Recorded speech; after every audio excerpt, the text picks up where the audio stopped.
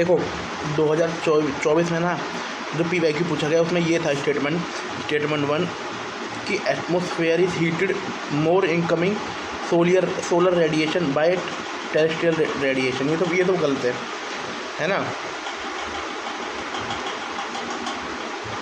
देखो कितना आसान क्वेश्चन था यार ये वाला, है ना। Carbon dioxide and other green house gases in the atmosphere are good absorber of long wave radiation, है ना। ये था। अब ये जो पहले वाला तो गलत है ना। अगर ये पहले वाला दूसरे वाला एक दूसरे को कॉन्ट्राडिक्ट कर रहा है, क्योंकि जो ऊपर वाली जो आती हैं वो शॉर्ट वेव होती हैं, है ना, और जो जाती हैं वो लॉन्ग वेव होती हैं। तो एक ठीक है, तो हमें पता है कि हमारा भाई पहले वाला गलत है, दूसरे वाला ठीक है। तो इसका आंसर होगा डी। अब with the reference of earth atmosphere which of the following statement is correct. ठीक है, with the reference of earth atmosphere which of the following statement is correct. 2023 में जो बोलते हैं पेपर मुश्किल था। अब देख लीजिए कितना मुश्किल पेपर था। The total amount of insolation received at equator is रफली about 10% of it times about 10 times of receive at poles. चलो एक बार को इसे साइड कर देते हैं। इंफ्रारेड कॉन्स्टिट्यूट रफली 2/3 इंसोलेशन। इसमें भी डाटा दे रखा है, इसे भी साइड कर देते हैं, है ना। क्योंकि जो यूपीएससी में डाटा दे रहा है ना, वो इतना वेग डाटा दे रहा है।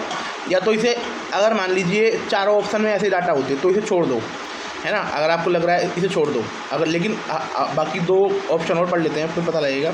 Infrared wave are largely absorbed by water vapour that is concentrated in the lower atmosphere. देखो ये थोड़ा लग रहा है, क्योंकि वाटर वेपर सबसे ज़्यादा ग्रीन हाउस गैस में सबसे ज़्यादा वाटर वेपर है। और ना मैं आपको एक बात और बताता हूँ। वाटर वेपर एक तो जो लॉन्ग वेव होती है इंफ्रारेड उन्हें पकड़ता है और इंफ्रारेड विंडो को बंद करता है। और ये समझ में आ गया कि वाटर वेपर लोअर एटमॉस्फेयर में काम करता है। और अगला option, infrared waves are part of visible spectrum of electromagnetic waves और सोलर रेडिएशन। देखो अब जैसे ये दे रखा है, ये तो सबको पता है यार कहाँ दिखती है इंफ्रारेड वेव, है ना। तो ऊपर वाले दो मैं बंदे ने सोचा भाई डाटा दे रखा है इसे क्लिक कर देते, लेकिन इसका आंसर होगा सी। इसका आंसर सी होगा। अब जैसे ही 2012 में पूछ रखा है, अब हमने 3 PYQ कर लिए। एक second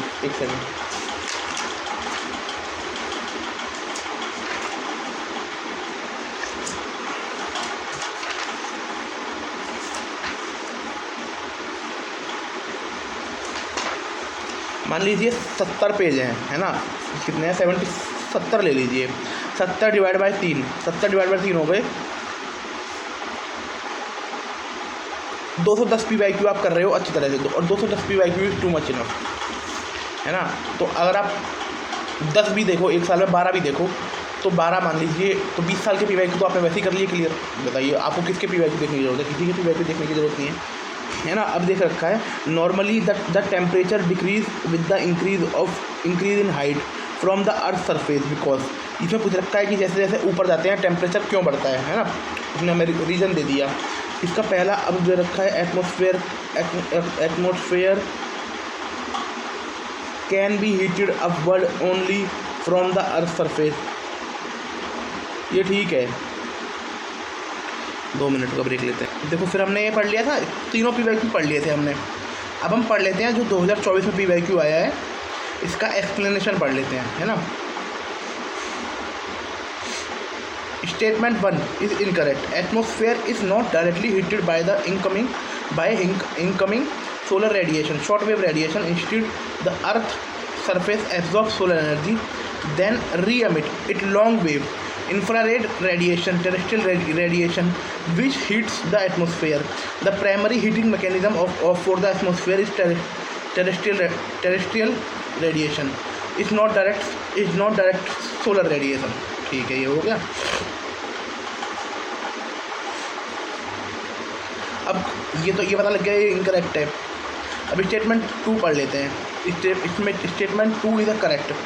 Greenhouse gas like CO2, methane and water vapor absorb and re-radiate long wave infrared radiation, trapping heat and warming the atmosphere. This is the basis of the greenhouse effect, essential for maintaining Earth temperature. Heat budget of the Earth and its component. Earth heat budget refer to the balance between incoming solar radiation and outgoing terrestrial radiation. समझ में आ रहा है ना? Balance है. This balance is crucial for maintaining planet's climate and temperature. Incoming solar radiation insolation. Earth receives solar energy at an average rate of 340 watt per square meter at the top of the atmosphere. About 30% of this energy is reflected back by into space, cloud, atmospheric particles, Earth's surface. It is called a planetary albedo. The remaining 70% is absorbed by the atmosphere and surface, warming planet. Outgoing terrestrial radiation. The absorbed energy re-emitted as a long-wave radiation from Earth's surface. Greenhouse gases such as carbon dioxide, methane, nitrous oxide absorb the portion of the infrared radiation and re-emit into all directions, including back toward the Earth's surface, a process known as the greenhouse effect. Role of water vapor in outgoing terrestrial radiation. Water vapor H2O is the most abundant natural greenhouse gas, responsible for 60 to 75% of the total greenhouse effect. It absorbs and re-emits infrared radiation, significantly reducing the amount of outgoing long-wave radiation.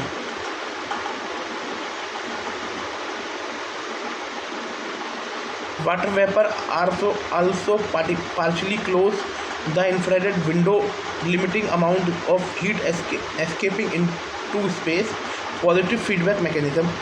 Warmer temperature increase water vapor concentration through evaporation, है ना? More water vapor enhance heat absorption, amplifying global warming. Energy balance and global warming impact. For Earth's temperature to remain stable, incoming solar energy must equal the outgoing terrestrial energy.